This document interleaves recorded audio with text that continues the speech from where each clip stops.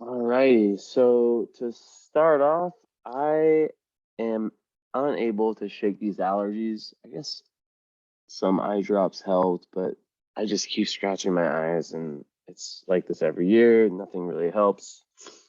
But regardless, it doesn't affect my ability to do a birth chart reading. So I shall do a birth chart reading. All right. Let's go ahead and jump right in. I just want to make sure that the last names are hidden.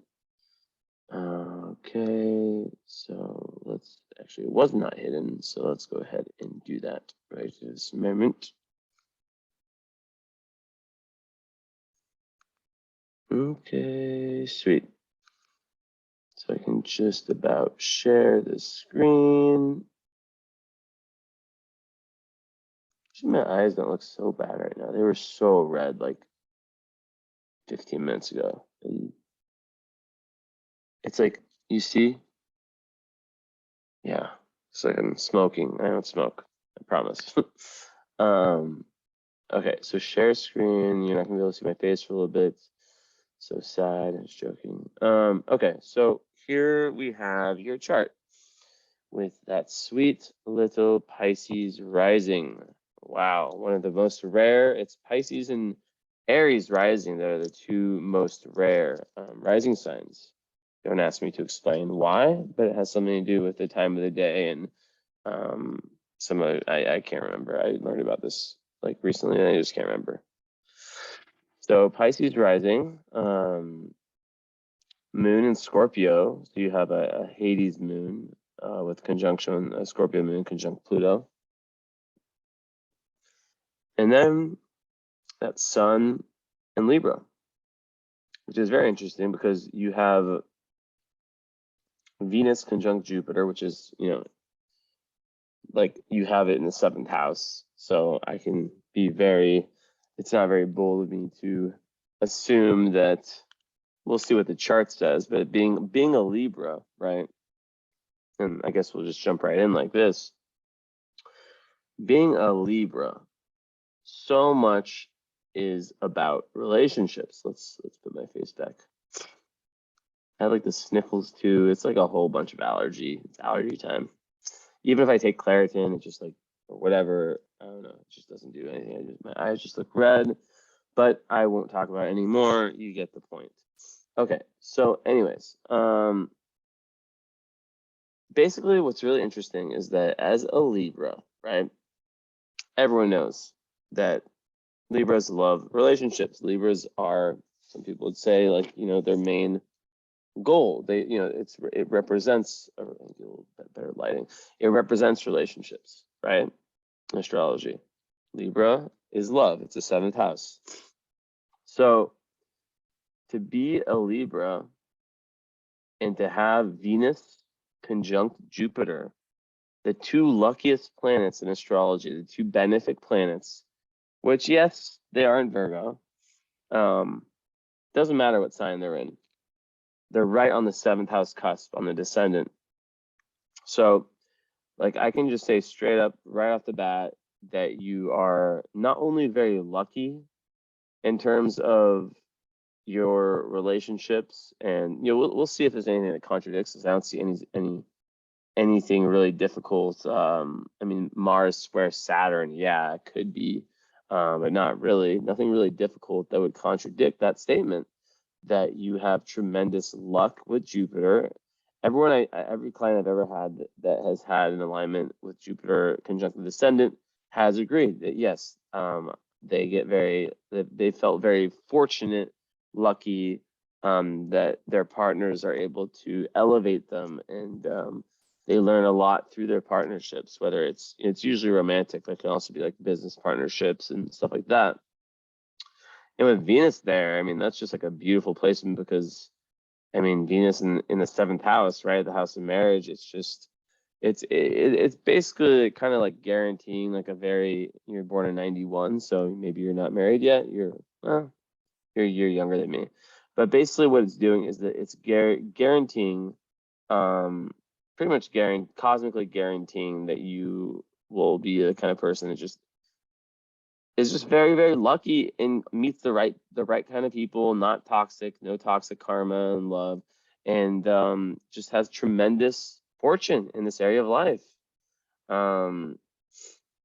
You know, like as a Libra already, there's a you know, a certain gearing towards relationship, or you know, someone, it creates a more relationship oriented person having 3 planets in Libra, but Venus and Jupiter right there, it's just like guaranteed that you are someone who will, you know, benefit a lot from your relationships, and there'll be, it's not like, you know, some charts where it's like more of like lessons learned in relationships. Like, of course, yeah, there's lessons learned, but there's just lots of luck. You know, your birth time seems very accurate. So, you know, it's like, for example, it's, what I mean by that, it's like it's to the minute. Like a lot of people, like where I live in Romania, they just have like 7 o'clock or 8 o'clock or 10 o'clock. Like, so you have to the minute. So yeah, very, very fortunate. But that's just one aspect. That's just something that's so obvious in your chart that I just wanted to point out from the get-go. But yeah, so Libra, Sun, Scorpio, Moon. So you have this thing where you have like back to back to back signs, and then there's like a little skip with Sag, and you got some Capricorn, and that's where most of the, like, pretty much, yeah, like nearly all of the planetary points are in your chart. So they're in the upper horizon. If you look at your chart, the planets are above, which I don't want to say it tends to a more public life, but the way I always describe it is that if you were to write an autobiography, or someone was to write, yeah, is autobiography when you write it about yourself? I'm pretty sure. Regardless, if someone was to write, I don't know, autobiography. Okay, I can't think right now. It's whatever. Regardless, if someone was to write a book about your life, when you have most of your planets above the horizon, it typically means that the main events, or like the main chapters, and like the most important parts of the book would be events, right? While if they're, and that's how it is for you. While if they're most of the planets are underneath the horizon, beneath the horizon, it's the opposite. Like the major parts of the book would be like internal realizations and things that aren't really physical events per se. You know, I say that, but then I also realize that you do have the Hades moon, which is when you have your moon in Scorpio conjunct Pluto. You have no idea how many of my clients have this, for how rare mathematically, you know, this would seem. It's literally like proof of, like, further proof of astrology, the amount of clients I have that have this, right? I mean, the moon in 28 days, it goes around the entire zodiac, and the amount of people I have who have, you know, and it's only in Scorpio for, you know, 2.5 days each month. The amount of people that are my astrology clients, aka people who are you know, interested in the occult, interested in the esoteric, interested in mysticism, the amount of people that have this alignment, it's insane. It's crazy. I don't have a, I should try. I mean, no, I said that earlier about going inside all my client files and trying to do some statistics. I mean, it would just be, I've had so many clients throughout the years that it would take so long, and there's probably some like charts I don't have somehow that got erased, so it would just be a mess. But regardless, just say it's a lot. So that's like one part of your chart. That's the feminine, you know, the moon, right? I always give the metaphor. I don't always. I give the metaphor at times of how your ascendant is like the shell, right? Your big threes are ascendant, moon, and sun. And it's an egg metaphor. The ascendant is like the shell. The sun, Libra, so the ascendant's Pisces is shell. The sun, the white, is in Libra, and then the yolk is the moon is in Scorpio. So that's 2 waters and 2 airs. I want to do like an element check first, by the way.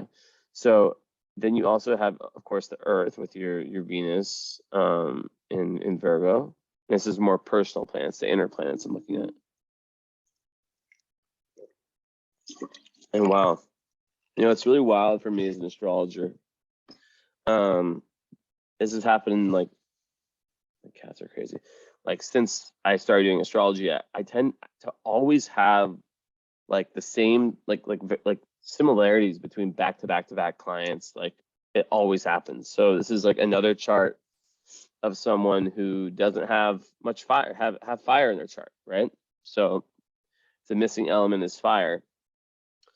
And I see right off the bat, connecting the dots already, that you have Chiron in Leo.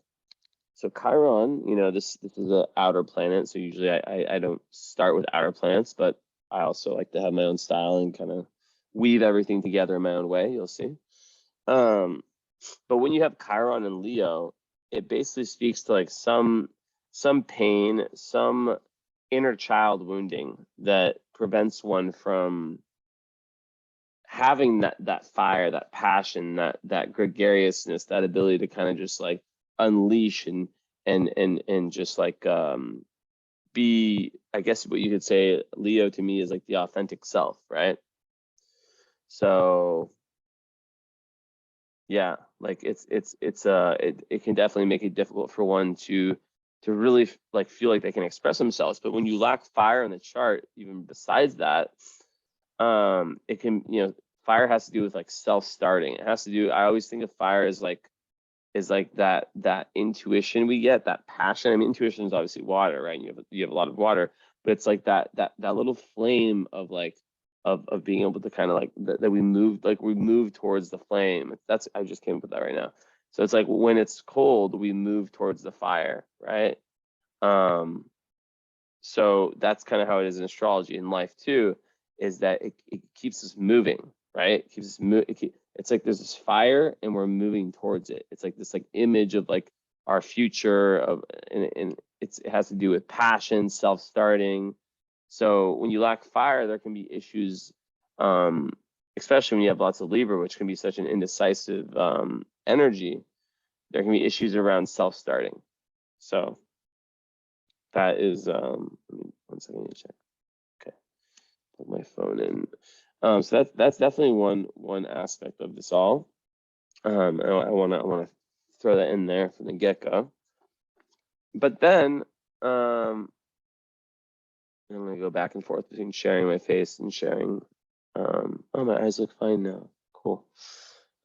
Sharing my face and sharing the chart. But yeah, so Libra and Scorpio. What is the connection, right? What like, how do these two charts work? Like, how do these two, your sun and your moon, two most important parts, how do they work? And then how does the ascendant complement or uncomplement?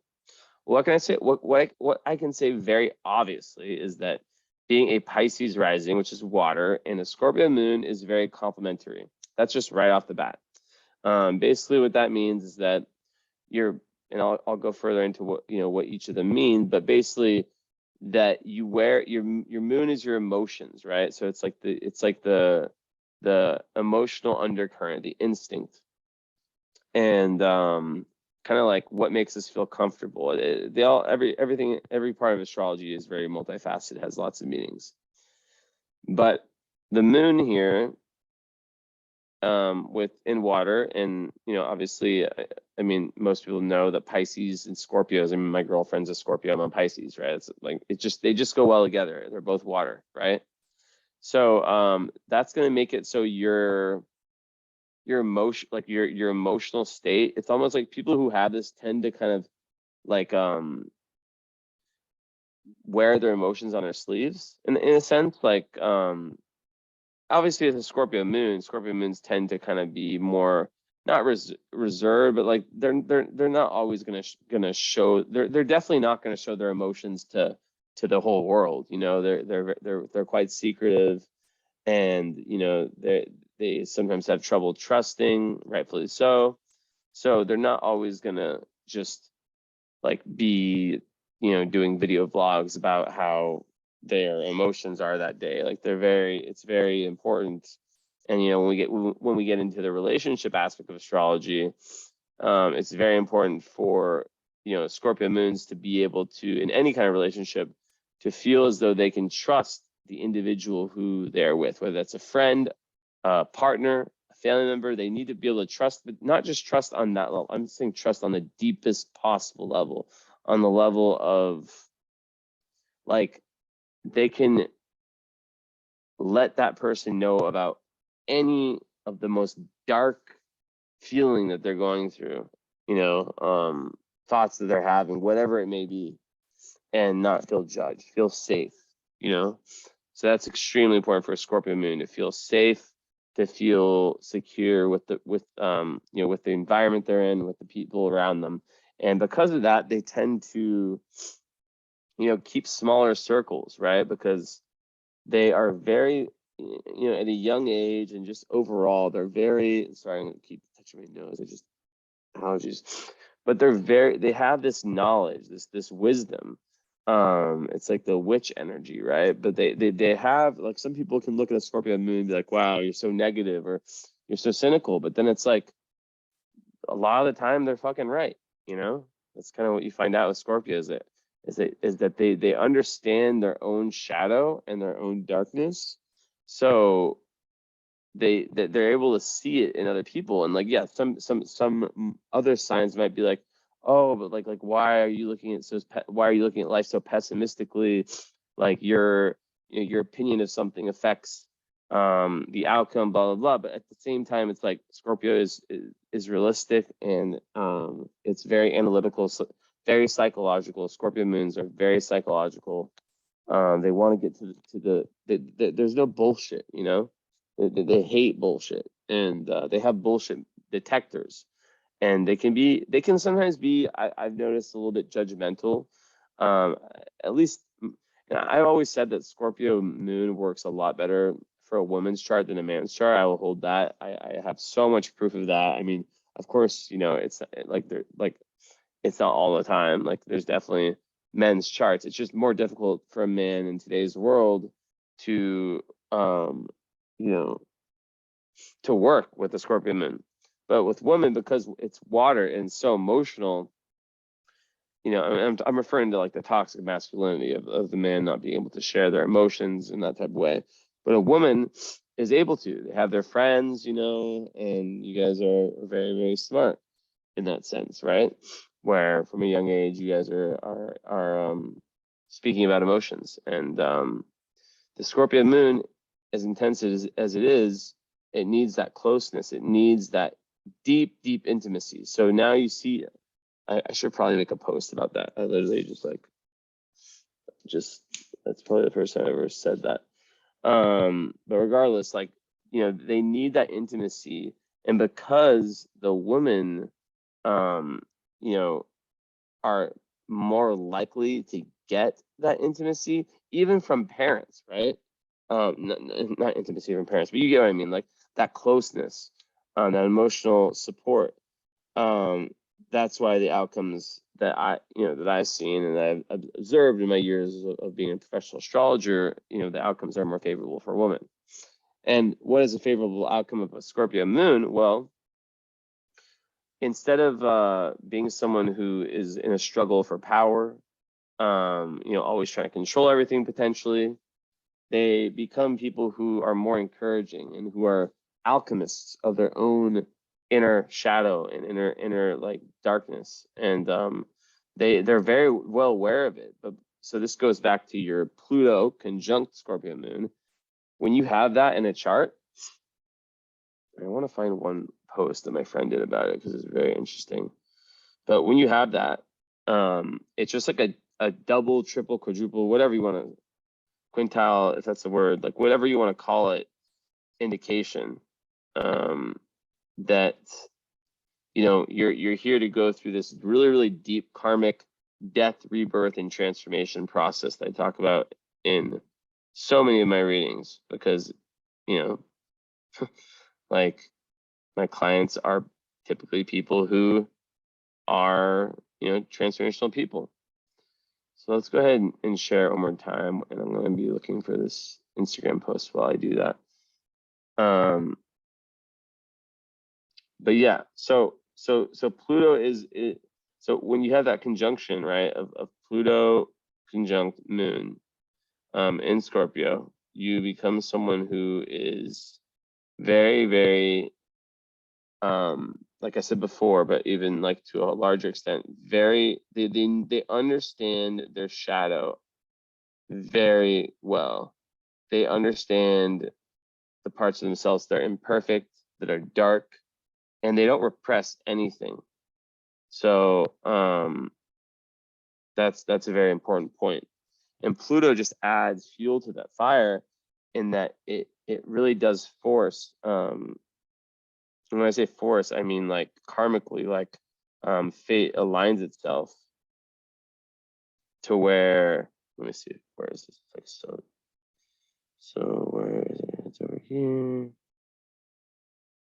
But yeah, basically fate aligns itself typically to where there are these events or these circumstances that push the individual, here it is, towards like really intense death, rebirth, and transformation archetype in their life. So Moon in Scorpio is already deep, psychic, and intuitive. Pluto conjuncting here gives more power to the Moon, but we have to define power. Is it a positive power or a negative power? If you say both, or I'd say both. In the earlier years, and this guy has it, like most of the natal placements, we might experience the negative side of this placement, such as uncontrollable psychic powers, pain, intense aura that is found intimidated by others, desire control, and mental self-harming. So we said mental self-harming and say like self-harming. After the soul evolves with these things, the positive qualities of this placement emerge, which is the first and foremost power, right? Pluto in any placement in a positive sense represents power. If you can handle and understand this conjunction, this means a huge emotional power. I would say emotional and also like esoteric, spiritual, psychic power, right? Where did I go? I just lost it in place. Where did it go? So, okay, yeah. So then after that, you can control your intuition and see the cycles of life, death, and rebirth even better. The moon also represents the mother and woman in our lives. Yes, there might be lots of emotional manipulation around you, but this placement helps you learn how to deal with them. Usually on the internet, you might read horrible descriptions of the relationship with the mother for the people who have this placement. What I see most is that these people usually have overprotective mothers who are afraid to lose their children. See the Hades, Demeter, Persephone myth, which I believe that this aspect is nicknamed the Hades. It's like a hate called having a Hades moon. I found out yesterday. This also shows that mothers of these people have a difficult pregnancy with emotional and physical pain potentially. So especially until the child's first Saturn return, which is like, you know, very, very soon. If not, is it happening now for you? Let's check. I'm gonna pause in just a second, make a coffee. Your Saturn is 0 Aquarius. So yeah, your Saturn return is happening. Damn.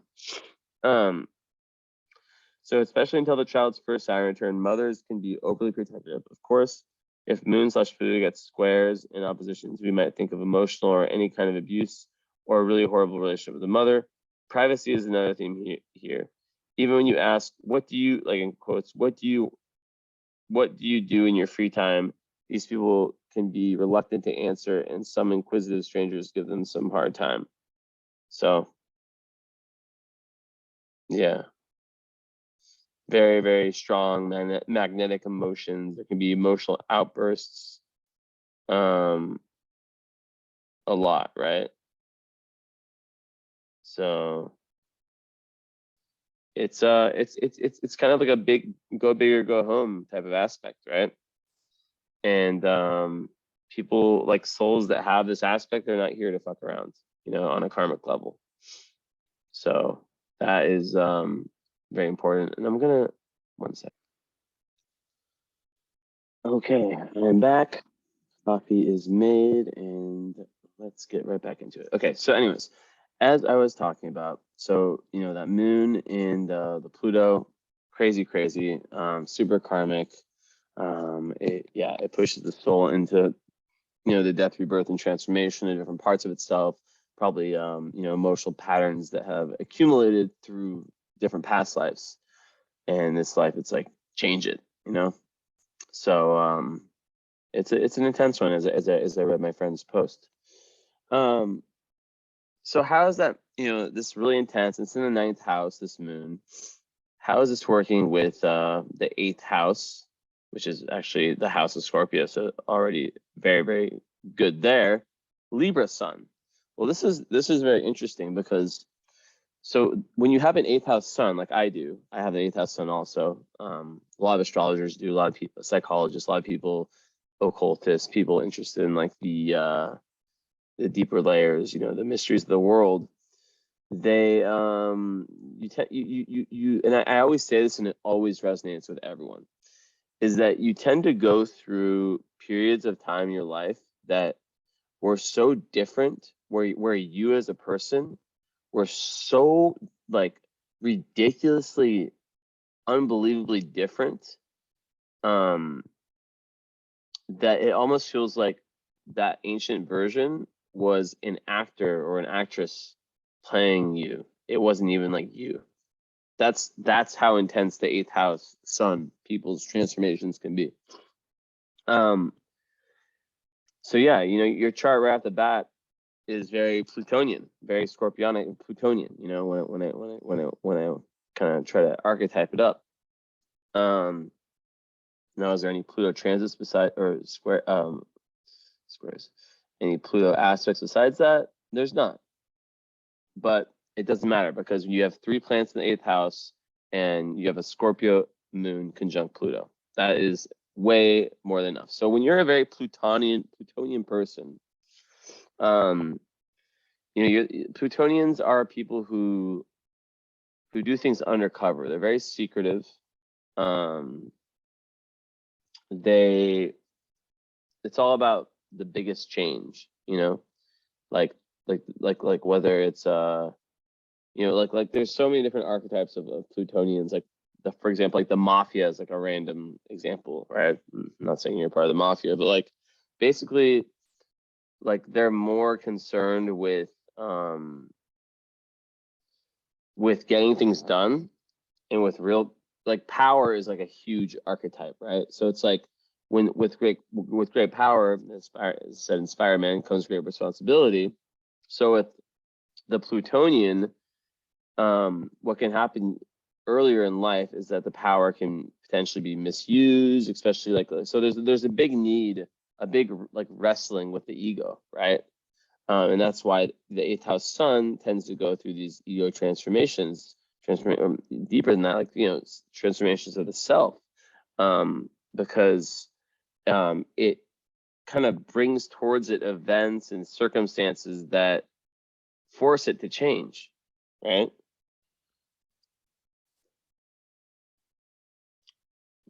So to that, to that point, it's a very energetically ambitious placement to be, to have all this Pluto energy, because a lot of people in this world, they like things to just be easy. They like things to be the same. They like things, to just whatever,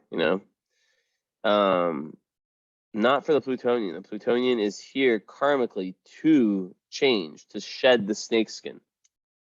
So yeah, Sun in the 8th is definitely all about that. But then, of course, we have to talk about the fact that it's in Libra, and you have Mercury and Mars close by. Well, Libra and Scorpio, that's like back-to-back signs. So, it's not a bad thing.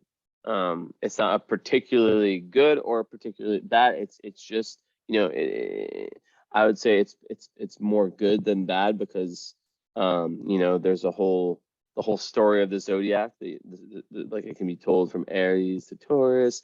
Basically, the story of the zodiac is that there's an active masculine sign followed like Aries, followed by a feminine, more laid back sign, Taurus, and then masculine Gemini, Cancer. You know, you get the point. So it's definitely going to give you, you know, Libra, although is, you know, it's an air sign, it is a masculine sign. It does have there is a sort of femininity to it because it's ruled by Venus.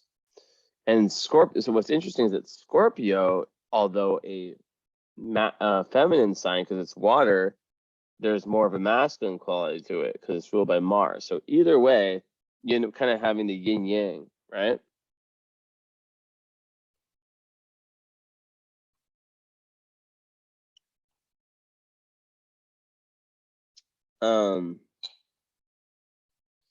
And I'd say that, you know, Libra suns, I don't really like to go into sun signs. I feel like people know about their sun signs. I mean, let's not waste time here.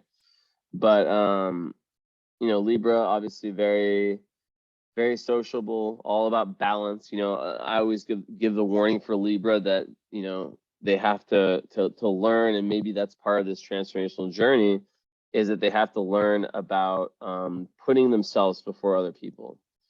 And you know, I can even look at your South Node, right, which gives implications of how you were in a past life, or a past life tendency. We can even say, and to have it in the 5th house in Cancer, to me, you know, just in Cancer in general, gives a clue that in past lives, you know, you have been very initiated into the mother archetype, the nurturer. But sometimes there's too much. Let's see if there's any squares. Square of the sun. Yeah. So yeah, exactly what I was thinking. Like literally, that was exactly like I was like literally the one I was curious about. So that to me says that in past lives you've somehow taken too much of your identity from the role you play. Like for example, think of like the mother who doesn't get to invest. Like she's very, very creative, but because she's the mother and she's sacrificed so much, she doesn't really get to, you know, understand herself deeper, right? She stays in the role of mother and kind of allows herself to exist within the limitations of that archetype, right? So that is kind of an unconditioning that your chart's asking of you, right? Especially with your North Node in Capricorn conjunct Uranus and Neptune. That's in the 11th house. Those are some very, very, very deep spiritual ambitions, right? And that is asking you to you know, to take a lot of responsibility in this life and to move towards being more focused on spirituality, more focused on individuality, like being your own person. You know, like the fact that Uranus is conjunct your North Node and that you have what I just explained, it's saying that yeah, there's a tendency to like you need it. You're here to individuate on a large level, and part of individualization is about getting deep within yourself. You see how this all connects, and the epitome, not epitome, I think there's a negative connotation, but there's no more getting deep, like sign a part of a zodiac of a potential chart that reflects getting deeper in yourself than a Scorpio moon conjunct Pluto. So you see how that is getting you deep into yourself, where you can't push anything away. You can't, you know, there's no process of you know, rejecting part of kind of like repressing. That's the word, not rejecting. Repressing aspects of yourself. You are so exposed to it, which can feel very difficult. And of course, it gets way easier with age. But thank God that, you know, with the Jupiter and Venus, that there's so much luck. I actually made two coffees. I made one that's basically decaf. It's like very, very weak, and another one that's a little bit stronger. I just love the taste of the oat milk. Literally like 1,000 times better than normal milk. And I can't even really drink normal milk anymore for years, but even if I could, it's like so good. Anyways, besides the point. So that's kind of what's happening here, right? Karmically, is that there's been too much there hasn't been enough of an identity forming in past lives. And this life, it's like, all right, you're having lots of energies. Yes, you still do have energies of the past, right? So we can talk about the split between the Libra and the Scorpio. I did just say that that's not such a difficult, and I already told you, by the way, that like the Pisces and the Scorpio are on the same team, right? Ultimately it's one big team, but like basically Pisces and Scorpio are very similar. They're both very spiritual. They're both intuitive. You're going to have this all that stuff, like very, very compassionate. And people, like, what they see is what they get.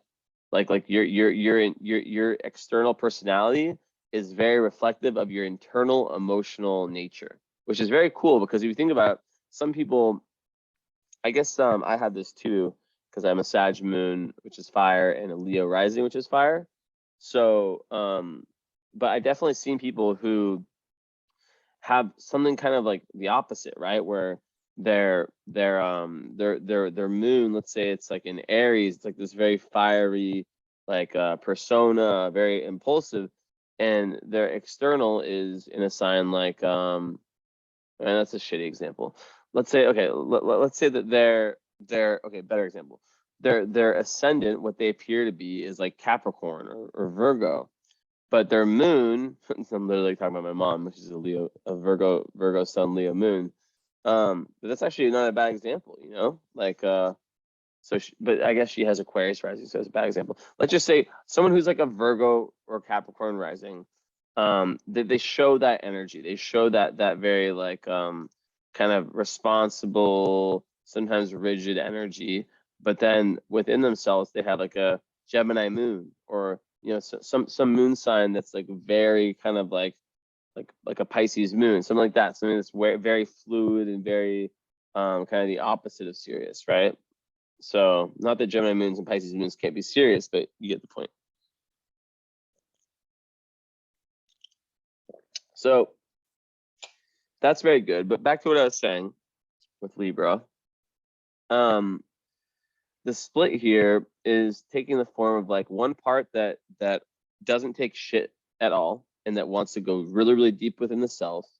Also, might I add, the 9th house placement of your moon gives you an emotional need to travel metaphorically or travel physically, and to expand yourself, to expand your worldview. And you'll be very, very like, you'll probably be a traveler who has this interesting theory. You might have some interesting theories. Like, you might actually be interested in one day getting an astrocartography reading from me, which is basically the astrology of how different geographic locations affect us based on the technique called astro mapping. I don't know if you've seen it, but it's like I can show you like a little brief sample while I kind of talk further about this. If you haven't seen it before, you're like, what the fuck? So this is your astro map.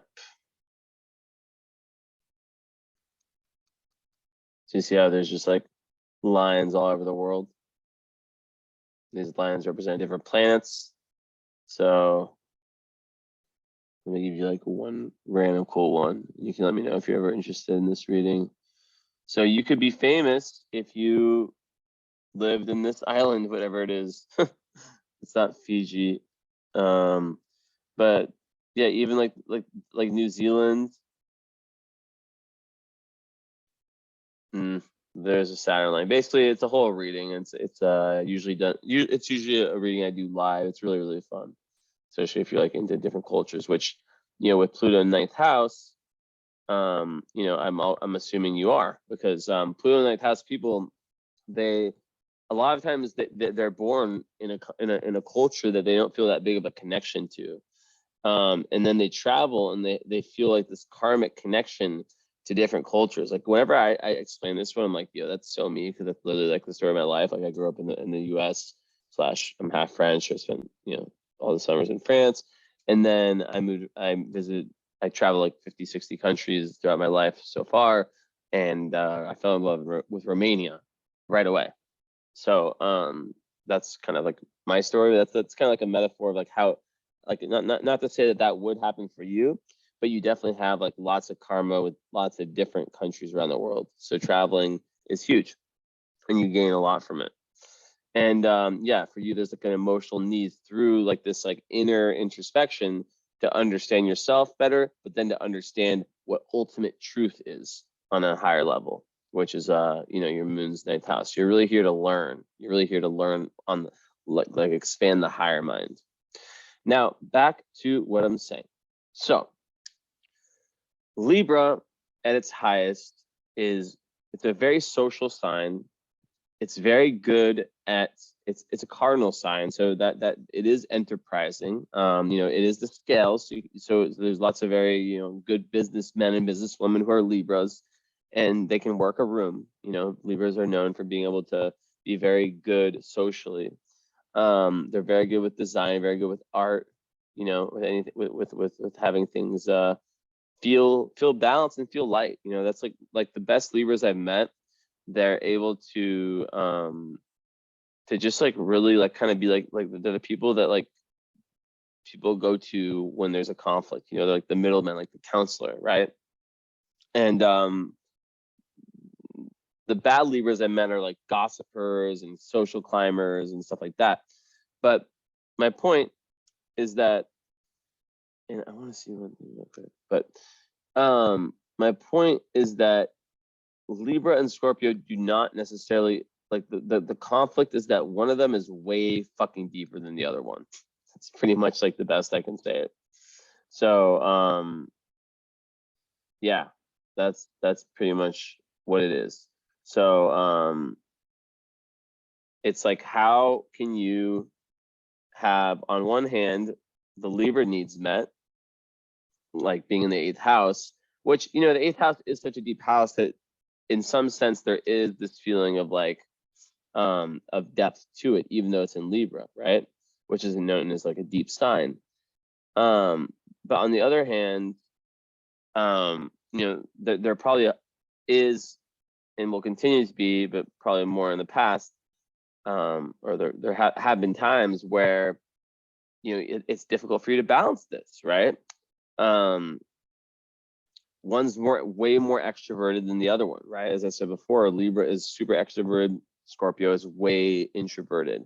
Libra likes to kind of talk to people from all different walks of life.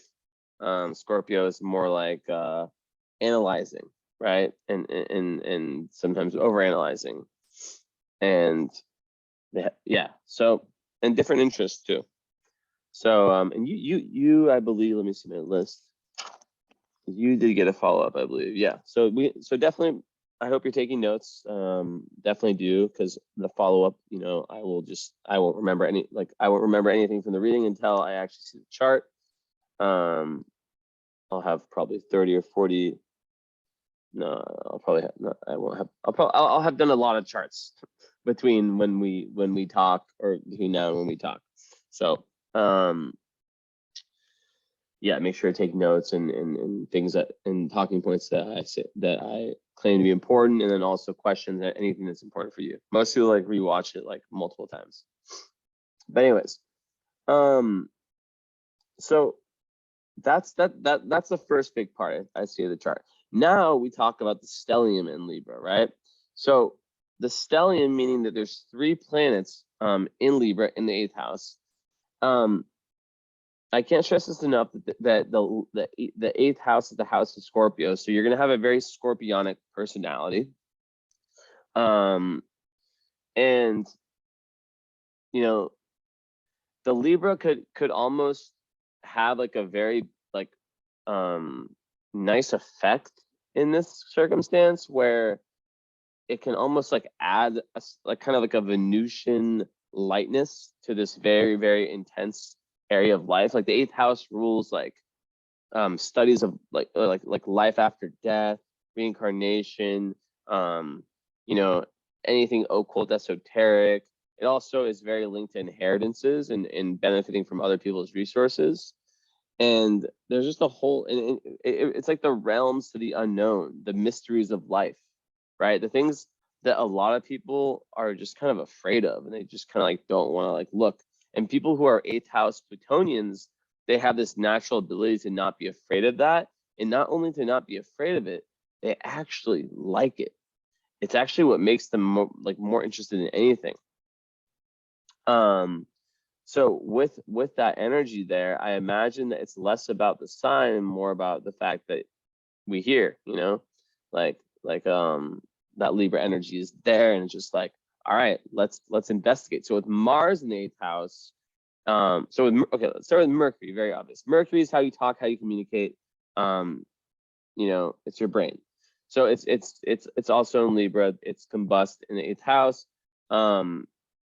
Basically, short and simple, the way that you think, the way that you talk, you don't. I already kind of said this. Like even though Libra is very diplomatic in the way it speaks, and it's very, very good at balancing out energies in a room and in an environment, and you always, like with this much Libra, you have to watch out. I'm going to repeat it as many times as I have to.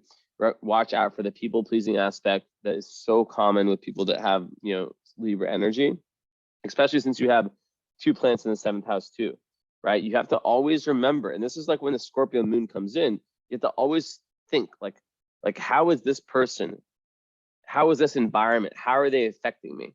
And a lot of this will be able to be done when you create boundaries, which is going to be like the most difficult word ever for Libras. Creating boundaries, right, with people around you. And when you spend time alone, because when you spend time alone, like let's say you're with like person A, person B, you feel a certain way, you feel a certain energy, and you have all this water energy. So you are very intuitive. You are very in touch with energies and with you know, with how people's energies affect you, and you're sensitive to it, right? You're a sponge. You're an empath for sure with Pisces rising, you know, Scorpio moon. So it's very interesting. It's very telling when you leave that environment, when you leave that person, how you feel, because you can deduct. Because a lot of people with a lot of water, sometimes they tend to take on a lot of shame, a lot of guilt, a lot of negative energy that's not theirs. So boundaries is like the big fucking thing in this, like one of the big things in this chart is like boundaries, because you can only truly succeed at your North Node goals, right? Your North Node goal, which is your destiny point that I talked about really like moving away from like this kind of like this role of acquiescing, and finding that power. And I just had a reading, like my last reading, I said this exact same thing. This is why it's so trippy that I always have these like similar themes as I sip my first coffee, the stronger one. So good. And that is finding your own power, and that it's okay to be selfish. Your chart is actually asking you, not bad selfish, but it's asking you to be a little bit selfish in this lifetime. You've done a lot of lifetimes where you were, you know, you've done your role. I don't know if you're a mother or not. You know, I'm not the astrologer that's predicting children or not predicting children. That's not what I do. I'm not a fortune teller.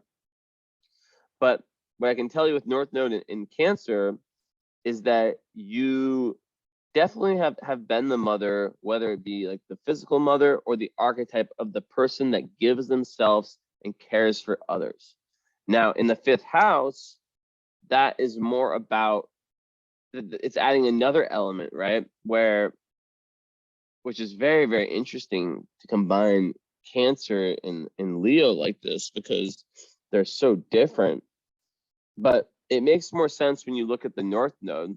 I'm going to share the screen again. I have no idea what your understanding of astrology is, but yeah. So this is the North Node right here. This is the South Node. This is the been there, done that in past lives. This is the where we're trying to go. So you see this 11th house. It's all in Capricorn, and your North Node is right next to Uranus and Neptune. right? In Capricorn.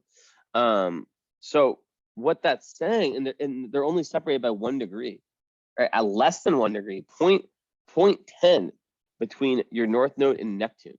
So to me, what that's saying is that in this lifetime, like you're like literally on an extremely potent, like this is like enlightenment kind of, that's like the word spiritual enlightenment. Like I know that sounds like a big task, but it's like some level of ego, letting go of the ego, letting go of control, you know, letting go of past life tendencies to potentially like, yeah, to the acquiescing and all that stuff like that. But the only way that's possible, my friend, the only way that's possible is by you being strong. Like you know the whole proverb or whatever you want to call it. I'm losing my English every day. I speak French, Romanian, English like interchangeably. But the old saying or expression or whatever you fuck, that you have to create space for new things in your life by letting go of things that are no longer serving you, right? Well, sometimes those things that no longer are serving you, it's not so obvious, right? So your chart's asking you to take spiritual risks. And you can't really grow in the chart, in the way your chart's asking you to grow, if you're constantly surrounded by people. If you're like, and I'm not talking about like family, like you could be married with kids, like I'm not talking about that. But like if you're in the wrong environment, if you're in the wrong friend group, if you're working with the wrong company, if you're in like, if your day by day, right, is Chiron's also in the 6th house, which is your day-to-day routine, right? It's gonna really push you away from that, right? So, and then North Node conjunct, you know, Uranus, that's asking someone to say, screw conditioning, screw what people want me to be. And I'll go, I wish I could have my face. I say this every single reading. I wish I could have my face and show the chart and present the chart, but only lets me do one at a time. But basically, like, yeah, this one, you know, which is 3 degrees, or I guess closer to 4 degrees away, is still very, very close. And it's saying that in this lifetime, you're really trying to move towards being that authentic version of yourself, which is the opposite of acquiescing. I've never said this word so much. And just playing a role, right? Playing a role of mother, playing a role of wife, playing a role of whatever it may be, secretary, playing a role of queen, playing a role of whatever. Doesn't matter how high or how low. It's about you going within yourself and finding who you are. Like, think like art therapy, which, you know, you might be very, very good at art. Speaking of art, Miss Libra. Libra is, you know, it's ruled by Venus, and it represents like the, you know, the designer. It's like the designer. It's like the person with style.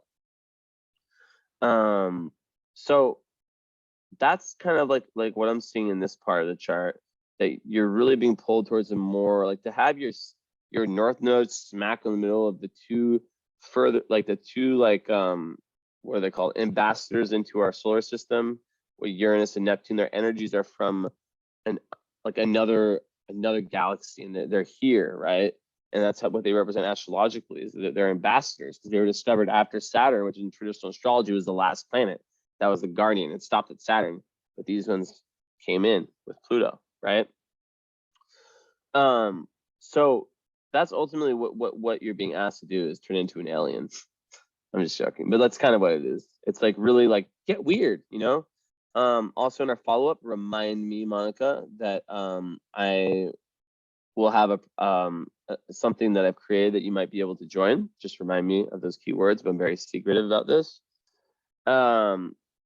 And basically, like the whole, like what I'm seeing a lot of in your chart is finding like-minded people and being able to bond with them on a spiritual level that helps you individuate. And to what degree, to what element, to what degree, a group or a friend group, an organization, whatever it may be, helps you individuate, helps you grow spiritually, helps you grow compassionate, like in terms of your compassion and your service to humanity.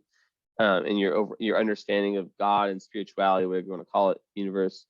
That's how good a group is. So yeah, and getting away from like the kind of past life tendency. Okay, now I'll show my face. The kind of the past life tendency of I don't want to say playing mom, but just giving yourself up at the expense of yourself, basically. So okay, Mars. So then we talked about Mercury. So yeah, it's very very very good, but it's really like not with the shallow stuff, right? So like so you probably won't really connect that deeply with the sign Libra when you read those horoscopes because you're more Scorpio, right? You're more 8th house, and you're probably, I made a post, I don't know, you probably have to go back like a few weeks, not that many, and it's like it was called like the 8th house person, and that post, go find that on my Instagram. I suggest, so I'm not gonna order you, but I suggest to find that post. It wasn't that long ago. It was like something like, it was called like the 8th house individual, or the 8th house person, 8th house people, something like that. And that's like really defining you, right? It's about really like, and people around you won't really, like family, friends, like they might like, you might outgrow a lot of people in this lifetime. Ooh, I felt that one resonate. And it might be difficult for you as a Libra to let go of people and to let people down. So that's like I keep saying it, that like there's difficult decisions that have to be made, and having like a real supportive group, like tribe, group of friends that are really really in line with like who you really are and who you're really trying to become, that's huge. All right, but then also, of course, we have to add that the Venus and the Jupiter, like all that luck and that expansion that comes through your partnerships, whether it could also be business partnerships, right? But yeah, normally it's romantic. Like that's like as good as it gets for an indicator. Like if you're single right now, like there's nothing to fear. Like, and I kind of doubt that you're single. And if you are, it's probably because there's something, very, very good waiting for you. You're gonna learn a lot from your relationships. So yeah, then Mars in the 8th house, that just gives you like a further push towards the occult, towards the esoteric, towards the. It's also very sexual, by the way. I didn't say the 8th house is very, very like into breaking like sexual taboos and moving away from like kind of this more conservative way of being, and it's very explorative, and it's very, very romantic. It's like this really deep romantic energy. So let's talk about love a little bit. So you're gonna be the kind of lover who is multifaceted in the sense that there's definitely, as a Plutonians love intensely. They're looking for soulmate connection. They're not looking for, it's very, very intimate on an emotional, spiritual, even physical level, right? And that's one aspect of it, right? So it's like, it's very loyal, hide no secrets between us, like close. But then there's the Libra. So this is what I have to really warn you about. Not warn, that probably like made your amygdala go off or something, but no, not warn. Just like, you have to understand that Libra can be codependent as fuck. It just can. So we have 3 planets in 8th house in Libra.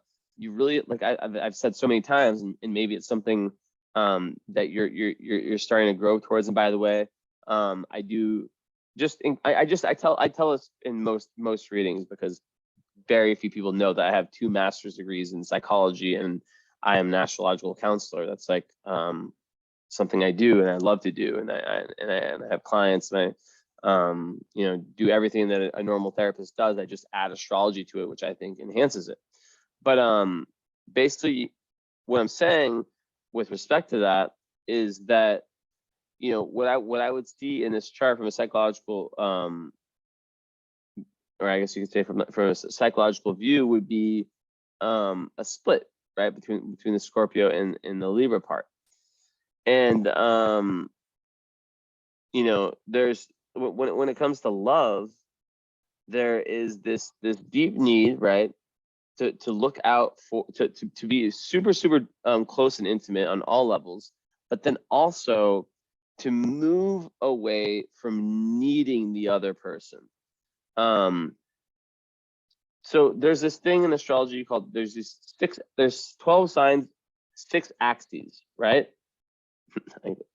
Yeah, 6. And those are the opposite signs. So Aries and Libra, it's 6 opposite signs. They're the same energy, but opposite manifestations. So with yours, right, with Aries, Libra, not yours, with excuse me, with Libra and Aries in relationships, it's all about like being 2 Libras, being completely codependent. I can't live without the other person. I'm nothing without them. And being 2 Aries is like, fuck that. I'm gonna do everything on my own. You know, like I'm literally not gonna like. I'm just gonna, like I'm not willing to make any sacrifices for the other person. Fuck that shit. So it's about really finding freedom within your relationships that can support that while also providing the emotional infrastructure that's needed.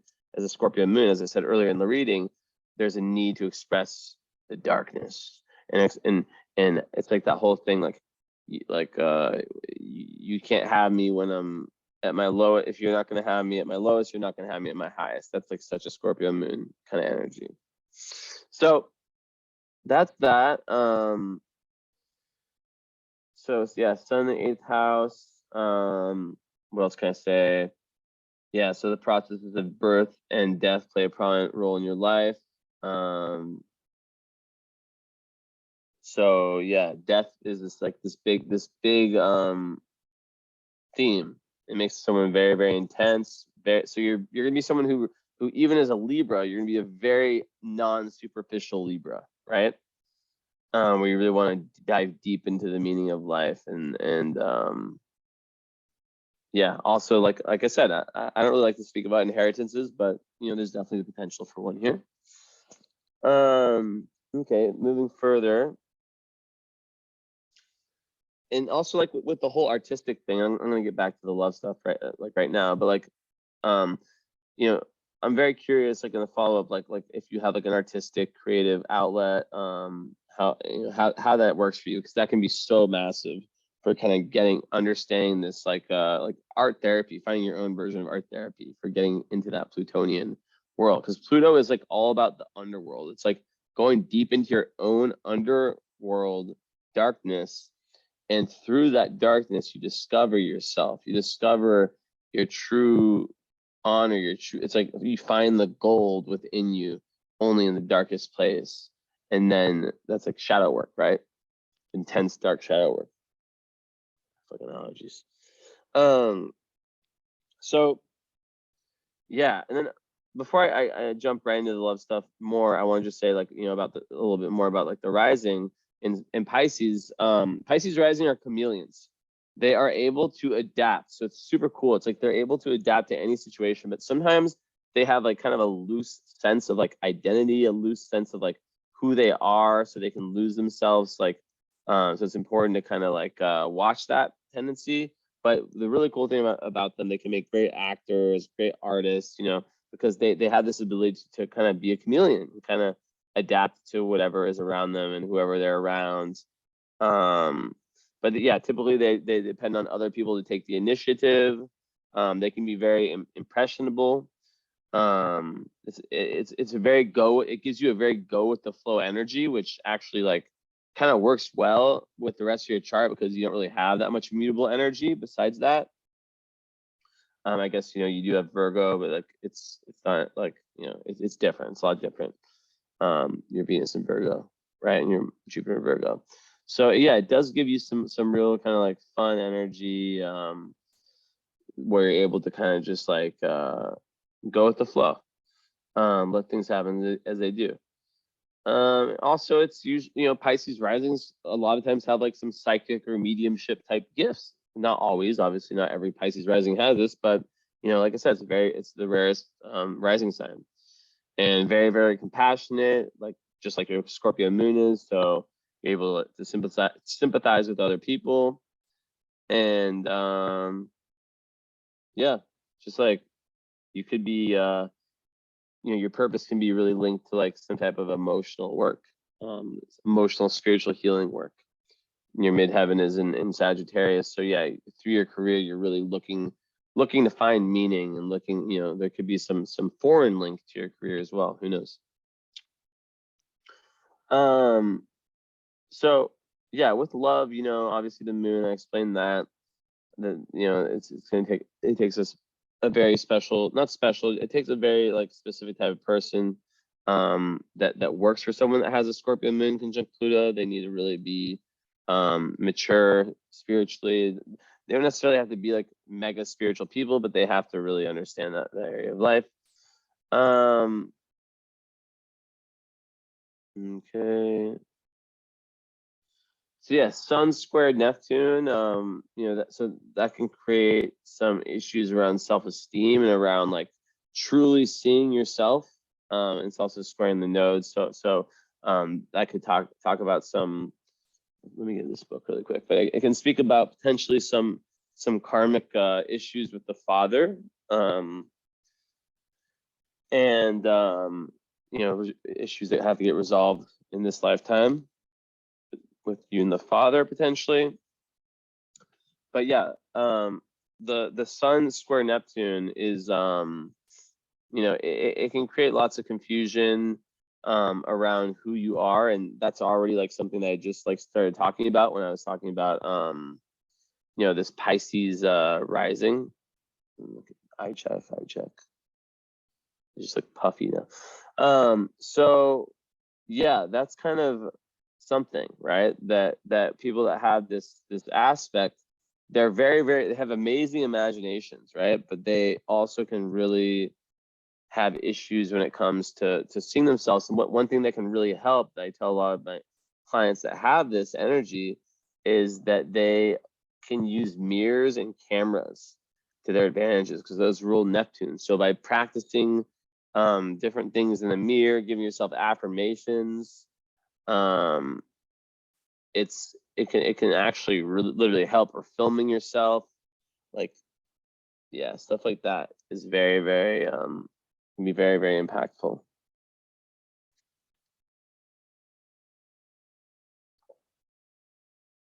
And overall, it just creates lots of battles that you have to overcome to feel like really strong and confident in your own skin. And it makes you so caring, so sensitive. You already have this like every aspect of your chart, right? That you can like easily fall victim to injustices. And yeah, it can kind of create, like, you have to watch out for substances for sure. I don't sense that being an issue with you, but you never know. Because sometimes people with the Scorpio moon, it's just they feel so much intensity, even though your Scorpio moon doesn't have any bad aspects besides, any difficult aspects besides the Pluto conjunction. Like there's just no like square with Uranus and Saturn and stuff like that. But yeah, so that's that. And you don't have that many like big aspects in your chart overall. You have Mars square Saturn though. But I continue. So yeah, besides that, what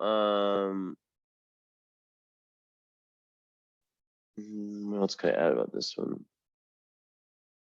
So you typically have to, like, you're forced to like deal with your weak spots in an early age. It can make someone gullible, where like, especially as a Pisces rising, where like stronger willed people could potentially like bully you, or kind of like push you into kind of like I was saying before, like push you into like being the person that they want you to be, as opposed to the person that you kind of want to be.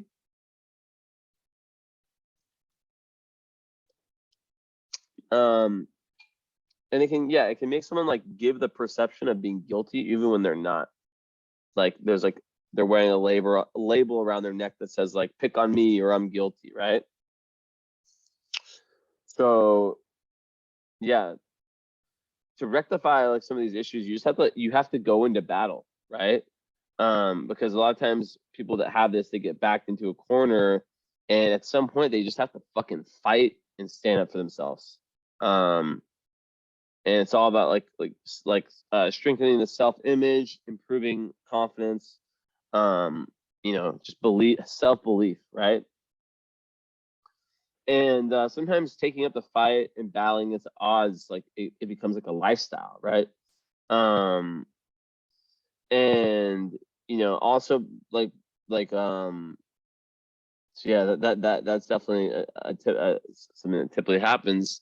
But also, there's this other aspect of this that's very beautiful, that it makes you very, very humanitarian, very, very into fighting for just causes and fighting for like the weaker ones, the people who are overlooked in society.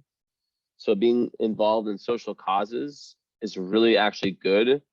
And you have your Saturn in the 12th house, which is literally like speaking about having like fear of like the unknown, like phobias that like relate to like things like ghosts and spirits and like just like little like very random, like anything that's unseen, and there can be like hidden enemies. So literally when you are of service, like doing, doesn't it mean you have to like give your whole life to being of service, but when you're of service in some way and you do little acts like that come from your heart. I just saw 1111.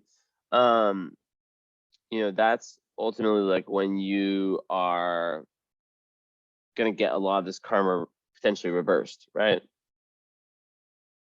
I talked about the cameras and mirrors, and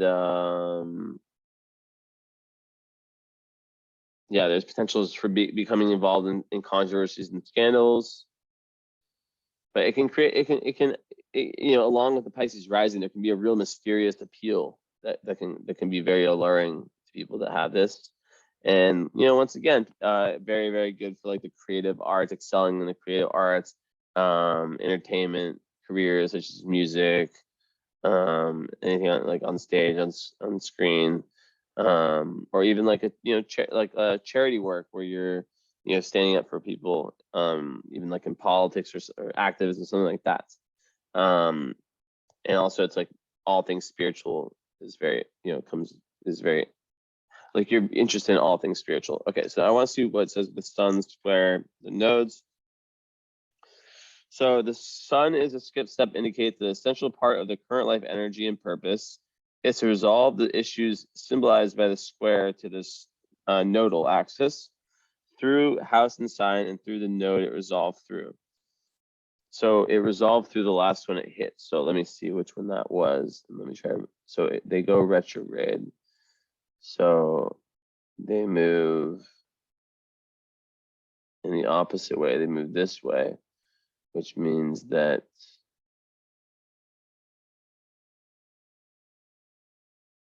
it's resolved through the south node. So it's resolved through the fifth house Cancer, which has to do with creating creativity in some type of way, like refining the inner child, which is like linked to and being your own nurturer. So this indicates the current life as the critical one for the resolution of the unresolved material. The material is experienced in this life as part of the core nature of individuality and sense of personal meaning. This placement has echoes of the symbolism of the hero's journey, Joseph Campbell, and can involve the individual having to create or maintain a personal vision in isolation or in conflict with others around them in their life. So it can involve the individual having to create or maintain a personal vision in isolation or in conflict with others around them in their life. I definitely see that for you.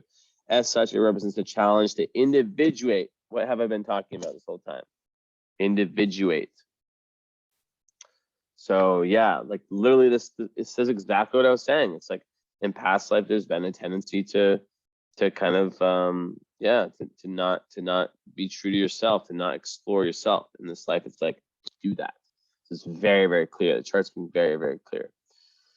Okay. Aside from that, the Virgo, more about the love energy. Very, very lucky. Your Virgo Venus, you're gonna value like your love language might be based on like what you do, as opposed to like saying I love you 1,000,000,000 times and stuff like that, which you might also do, but it's gonna be based on actions potentially with Virgo Venus, and you'll really value someone who is you might also have to watch out for like seeking the perfect partner, right?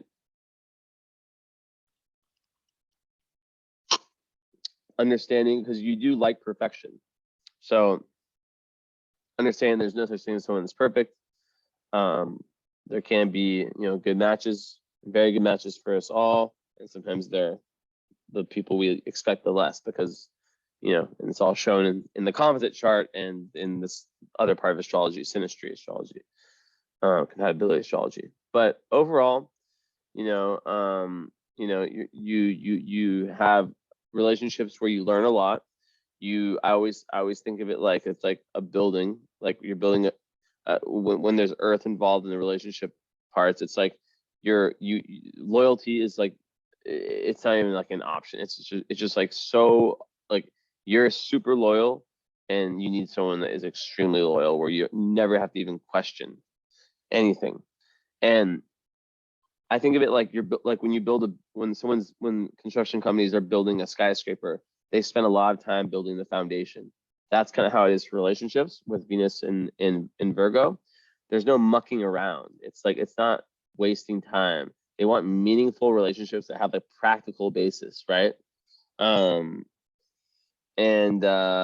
they can definitely expect perfection. So that's one thing that has to be gotten over. Definitely, wanting someone where there's like a real mental mercurial connection. And then, yeah, with Jupiter, of course, like it's like, and then where's your Mercury? Mercury is in Libra in the 8th house. Like, you're also going to be looking for someone who is, also like deep, someone who's deep, basically, someone who's deep, someone who isn't surface level, someone who's down to have these conversations with you when you need to have them. And yeah, Mars and Libra, that's it's a very indecisive energy. So like, this is another part of the whole Libra thing. It's super, super indecisive. So you have to try to like learn to channel Aries energy, basically, because it's the opposite sign of Libra. And that's basically, Aries is just like, boom, I'm doing it. It's like, can be very impulsive, almost childish. Libra can drive themselves so fucking crazy when they can't make their mind up, especially Libra Mars, that then they just like, I'm gonna say it again, acquiesce to I really need to like go on like thesaurus .com right now and search acquiesce. But like, yeah, they tend to kind of just give in to like what the other person wants, because they can't make their mind up, like which one do I want, which bag of chips do I want, which bag of chips do I want, or what food do I want to order, what do I want to order, and they just can't decide. And like, okay, you just order for me. And imagine like how that can like affect like relationships, like in life in general. So it's about finding a firm set of values to subscribe to that you make your decisions off of. Now, getting close to kind of wrapping up here, ish. Mars squaring Saturn, that energy is basically once again showing that like you move forward and then you get pulled back. And it got a lot better around the Saturn return, around 30 years old. Or like, sorry, like right now it's getting a lot easier for you in this respect. But yeah, Mars square Saturn is a difficult aspect, and yeah, it can just really feel like whenever you try to take like a step forward, you like something in the universe just pushes you back. And in the end, lots of really successful people have this, because when the Saturn return comes, aka now, and by the way, if you decide like most like you have a follow-up, but after that, we could do a current astrology reading, like with the Saturn return, because there's actually a chart for the Saturn return chart. Like this is the natal chart reading. And that other one, the current astrology, I only unlock it for people who have done the natal chart first. A lot of my clients come back each year to do it. And basically that one is live, like we'd be like speaking live on Zoom, and it's talking about like the current chapter, looking at solar return, progressions, transits, house ingress, etc. Like all of the it's completely different than this. It's like kind of how the current energy, like your current chapter astrologically, like how things have evolved and how things are at the current time. Because like literally, like you can have the natal chart. And I've had this happen before with clients where it's like, I read them the chart, we have the follow-up, and they're like, we realized that like some parts didn't resonate, which is very rare. It's only happened a handful of times, but one time or a few times actually it happened. And then I realized like, yo, this is because you have Pluto squaring, like transit Pluto is squaring your moon right now, right? And like it just like, and then I read the description of what that means, and they're like, oh my God, yeah, I felt like this for a few years, and I'm like, yeah, that's because this is a transit. So this one never changes. That one changes all the time. But let me know about. We can talk about that one later.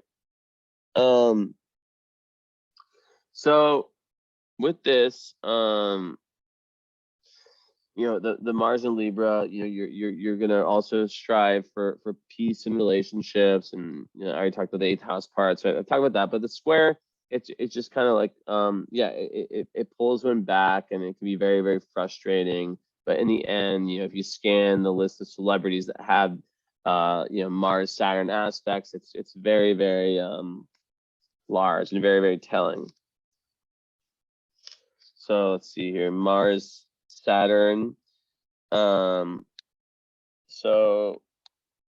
1 second.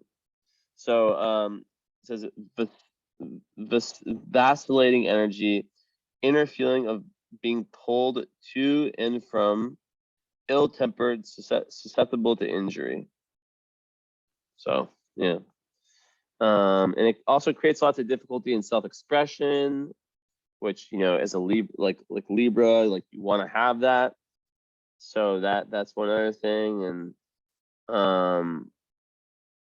the good thing is that it also squares your Mercury. I mean, it's kind of further away from that, and it doesn't square your Sun, thank God. The Mercury one is a little bit more like like it's 17 degrees from your Sun, but it's wait, am I tripping?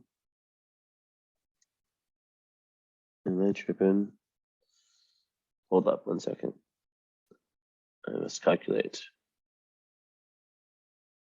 Yeah, no, I'm not. So yeah, with the Mercury, that can also create like shyness in someone who needs to work on their throat chakra, and who like basically just like at a young age, something in their life like kind of gave them like the idea that they weren't smart, or like that they shouldn't talk, or they shouldn't express themselves, something like that. Self-expression issues. Oftentimes it's from like a strict parents, or like teachers, something like that, like criticism growing up, usually by the father or some authority figure. And yeah, like the key to these aspects is like, one, it's time. It's like the Saturn return. So it's like right now you'll be feeling this like massive energetic like flow. I mean, it might be the Saturn return, like the year it happens, can be difficult. And does it retrograde over here? That's something I have to explore if you do that other reading, but I just want to see, because it's been, your Saturn return's been done for a minute, so I'm tripping. I am tripping. I mean, I'd say it's like officially over when it moves into Pisces. That's just how I see it. I mean, yours is 0 degrees, so it's like it's probably like probably around now, like in the last like kind of recent time, you've really been feeling that like this real lightness and this real lifting, kind of like energy, like lifted off your shoulders. You probably feel it physically too. So yeah, besides that, Sun, Mercury. Yeah, so the Sun conjunct Mercury and conjunct Mars. Sun and Mercury. So if it can make this can make one kind of more like dogmatic, because it is combust. Well, is it combust, or is it just outside of combust? Oh, you're lucky. You're just outside combust. It's like literally a point. Hi, Esme. Not right now. Don't my book, Esme. It's just that. Yeah, you're like right there. So yeah. And with Mars, just creative, assertive, enterprising, very high energy level to have those two together, but they're not that close. And then with Venus and Jupiter, let's see how beautiful it says. Harmonious relationships, love is easily expressed. This aspect also brings good luck with money. That's the thing I was missing out on. Super good for money to have these two together, especially in Virgo, right? So then more with the love stuff with Juno, which represents like the ideal partner. It's in Capricorn, so once again that gives further credence to really wanting someone who is consistent, who cares about their place in society, who might have like a similar goal to you, who is also probably humanitarian, cares about the collective, blah blah blah. But really like Capricorn, you can imagine like that, like Juno usually like represents like our ideal marriage mate. So in Capricorn 11th house, it's like a mix of Capricorn Aquarius. It's like, yeah, there's like a group collective quality to it. And it's close to your North Node, right? It's someone who's helping you move towards your, that Capricorn energy, that very responsible energy, right? Right, because like North Node and Capricorn is a quest for maturity in this lifetime. Like where you don't want to become too overly dependent on other people and clinging to them, right? So yeah, I've already talked about that enough. But one thing that I always say about the Capricorn North Node is that like sometimes these people like spend their whole lives like searching for a father figure, like metaphorically or physically, but the key is to find that father figure within yourself. That's just so deep. Anyways, okay. So yeah, basically kind of filling in the blanks. I talked about Pluto. We talked about this, talked about Chiron, the 6th house. There might be some feelings of physical inadequacy. Maybe there's like some physical pain as a child. And it can create someone who where healing is like a part of their like daily routine, and they can be someone that's a healer and that teaches people to heal that inner child part of them, because it's in Leo, right? It indicates like where we're hurt and where we can have a gift of helping other people. So very cool. And yeah, very service oriented too. Here's my little Cancer cat. So she always comes to me when I do astrology. I swear she loves astrology. She has Neptune. She's Pisces rising like you, and she has Neptune rising. So okay, Uranus and Neptune 11th house, like that I've talked about that. That's basically like Uranus there.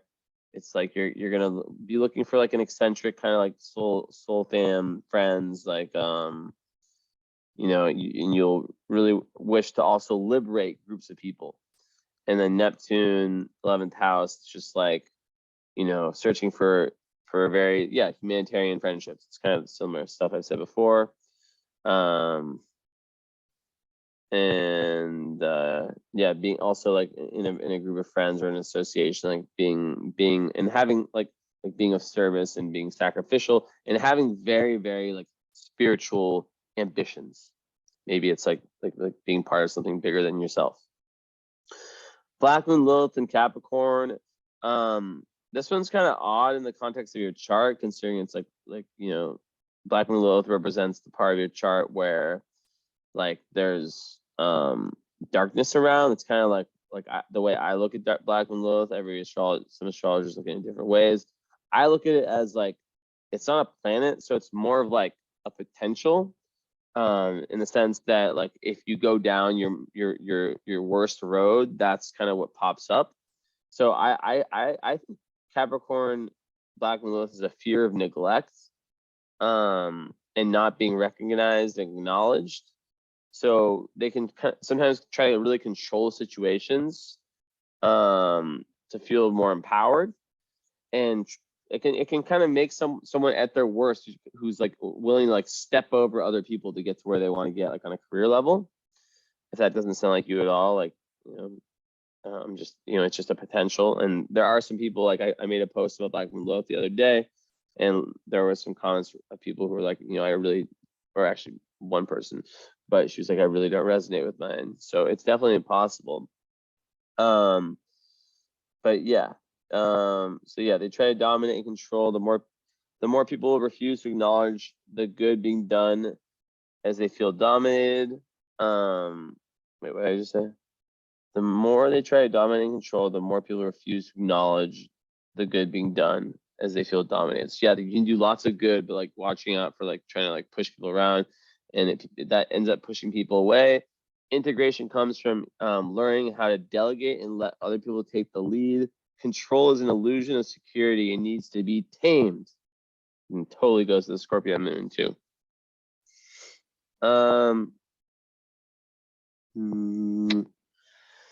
So yeah, finally Saturn. Actually, before Saturn, we can talk about like, part of fortune in Aries. Down there, it's basically like saying that for you can find lots of joy when you're being very independent, and also when you are doing the anti-Libra thing, which is like just being very Libra. I already said that. Like that's like where you're being independent, being your own person, individuating, taking risks, and creating your own set of values that you base all your decisions off of. Like I was saying before, that's extremely important. It's like that would make you like less indecisive, right? And it requires lots of thought, and and you just like make every decision based off of that, right? To offset like the Libra tendency. Finally, I talked about it a little bit already. Saturn in the 12th house rules like fears of the unknown, fears of unconscious, fears of unconscious, fears of anything hidden. And a lot of times it's because they feel that their own boundaries are constantly being threatened. And as a Pisces rising, that could totally be the case. So what happens, the best way to deal with this one is to have like a serious investigation of the hidden realms, like things like spirituality, psychology, the occult, the esoteric, whatever it is. And that will, really, really help you conquer fears of that nature. Now I want to check a few things. Midheaven in Sagittarius, you're going to be someone who has a very enthusiastic approach to your career and to your dharma. Well, you'll like to be noticed, and there could be some foreign connection to your career as well. Now I want to go above and beyond and look at see if I can find any fixed stars, some big fixed stars. Let's see.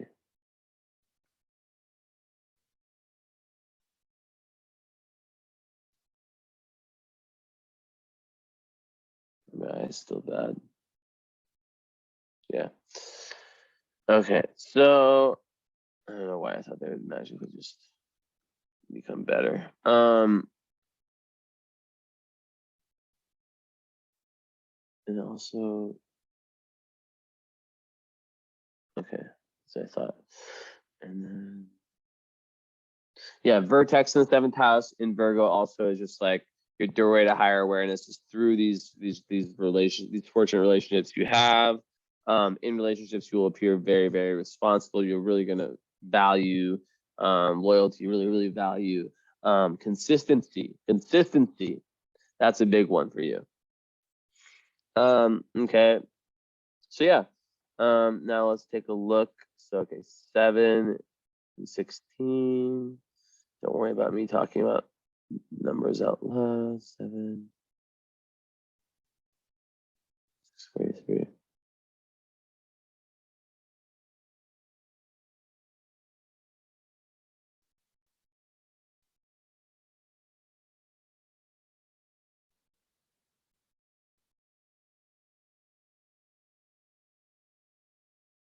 Uh,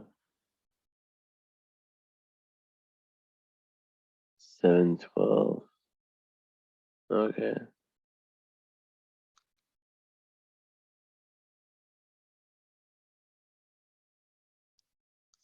So in terms of rising, there's 2 stars that I see.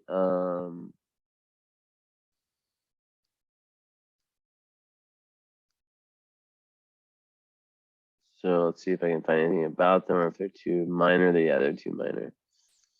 Okay, so then for midheaven, very important, 16 Sag. Okay, Raz Algeti, which is like, yeah, literally like right on yours. And let's see if we find anything about that one. Honor, business activity gained through books and intellectual matters. So interesting. Okay, 24 Scorpio, Gina, and then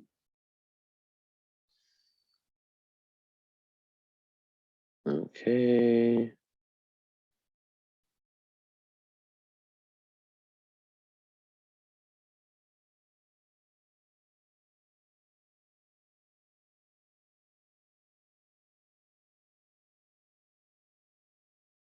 Yeah, I think I see big like rider energy in your chart, which I literally just said that my last person too with some of the stars I'm seeing.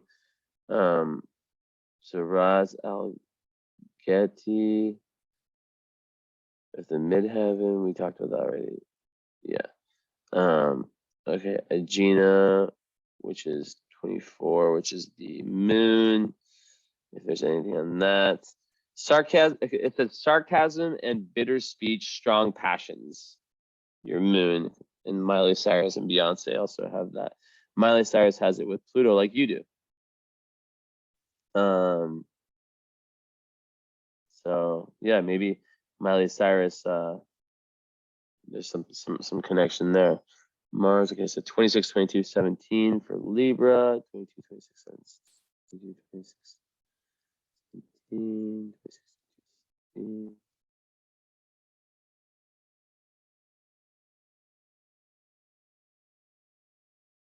Okay. You're all very like, you're missing the Spica, the 23. 23, 28. Yeah, actually, you know, Spica, your Mercury's conjunct Spica. It's close enough. So Spica is one of the best stars in the sky. It's excellent for so many things.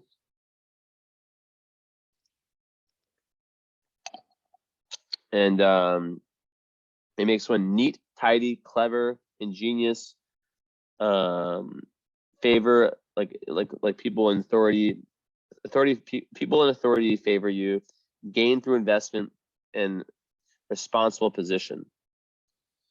And you have, is there anything with Uranus? No. So that's, yeah, one of the best stars so yeah, once again, like writing, like potentially also like Spica is not really always like thought of as writing, but like I get the sense that writing is very powerful for you. 22 and 17. Foreman, so that's your another one. Okay. Second is 17. That is your sun. We're just about getting wrapped up here. Nothing there. You probably have the same birthday as John Lennon. I would assume 1 or 2 days off. 23. Okay, so then 2 and 5 Virgo, and then that is that. 2 and 5 Virgo. Nothing for 2 or 5.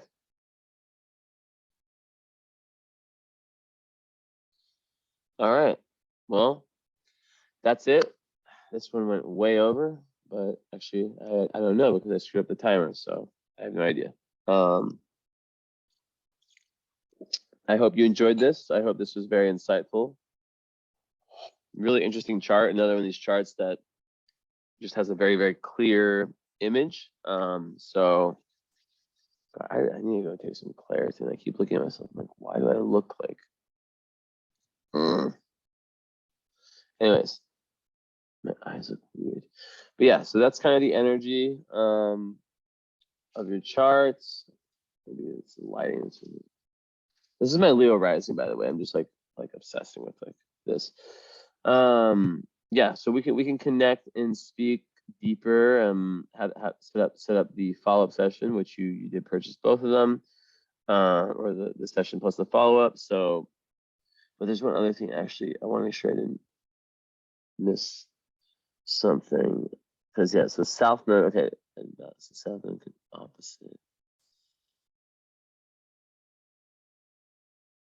Okay.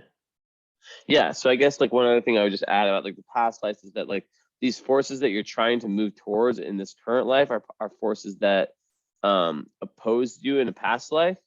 So like high spirituality, high individualism, like these were potentially forces I imagine society, like you probably like from a societal standpoint, they're probably forced like it's probably very difficult for you to get to that point. Like you're probably dealing with past life karma / trauma from being incarnating in a society at a time where these energies weren't possible. It wasn't, you weren't able to maybe very like a traditional type thing. All right, that's it. Thank you so much, and we'll be in touch. I'll talk to you soon. Ciao, ciao, ciao. Bye bye.